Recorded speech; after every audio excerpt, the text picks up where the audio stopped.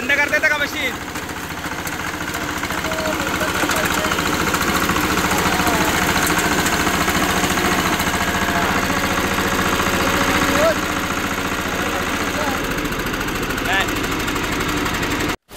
अधिवेशनामध्ये बुलंद तोफ भास्कर शेठ नेहमीच टाकत असतात आणि त्याचा प्रत्यय जो आहे हा नेहमीच येत असतो. मात्र शेतामध्ये देखील तशीच धुवाधार या ठिकाणी शेती भास्कर जाधव करतात. म्हणजे सोबत ते शेतामध्ये आहे आणि त्याच्यासोबत आलो मी.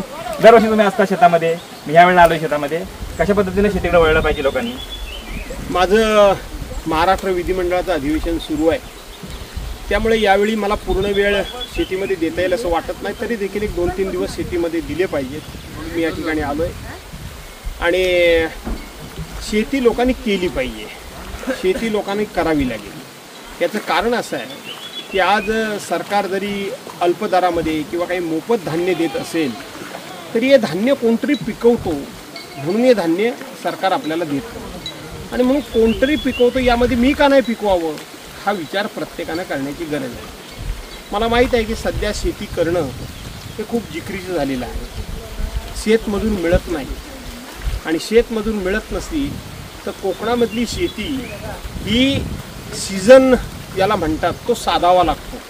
पाऊस आला आहे, पाणी साचलं आहे, फटाफट फटाफट फटाफट लावण्या कराव्या लागतात, कारण चिखल व्हावी लागते, पाणी लगेच जिरून जातं, पाणी थांबत नाही आणि त्या दरम्यान माणसं मिळत नाही. म्हणून आता तुम्ही शेतामध्ये जर बघाल तर माझी मुलं, माझ्या भावांची मुलं, माझ्या बहिणींची मुलं, माझ्या मुली, सुना, लेकी, बाळी, बहिणी, नाते सगळे गोळा झाले भाचे बिचे.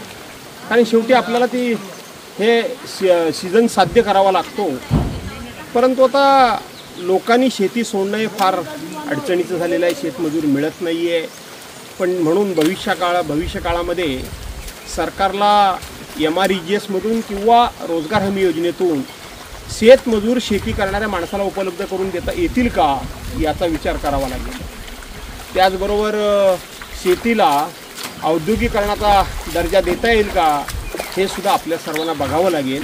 आणि म्हणून त्या दृष्टीनं भविष्यामध्ये निश्चितपणे निर्णय जर केला तरच शेती टिकेल.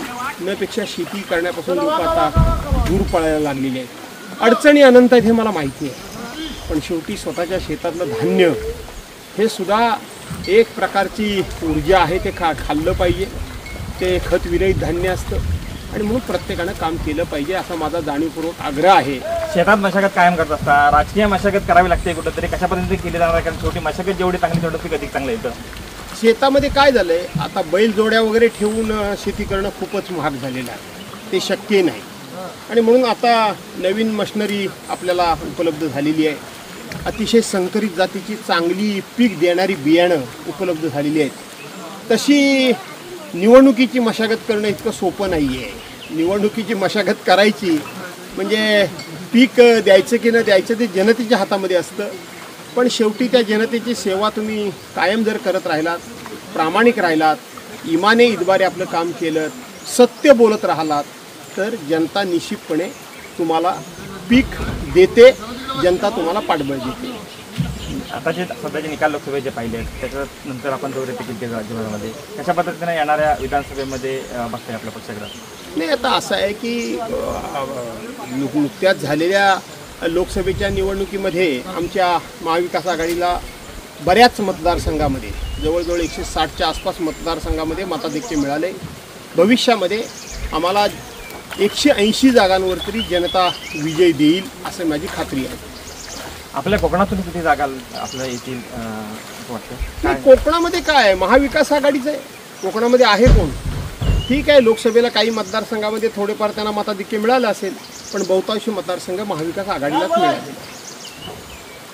दौरे जे केलेले आहेत त्या दौऱ्यांमध्ये लोकांशी आपण संवाद साधलेला आहे. एकूण शिंदे गट आणि शिवसेना याकडे बघण्याचा दृष्टिकोन ह्या लोकांकडे बदलत चालला आहे. कशा पद्धतीने बघताय? 100% बदलत चाललेला आहे.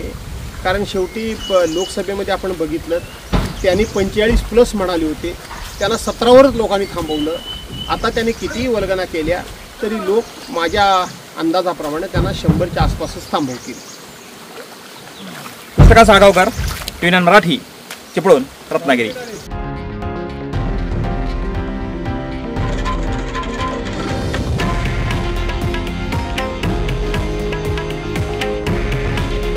हे आहे देशातील नंबर 1 न्यूज नेटवर्क आणि आपण पाहत आहात TV9 मराठी. काळजी तुमची, हित महाराष्ट्राचं.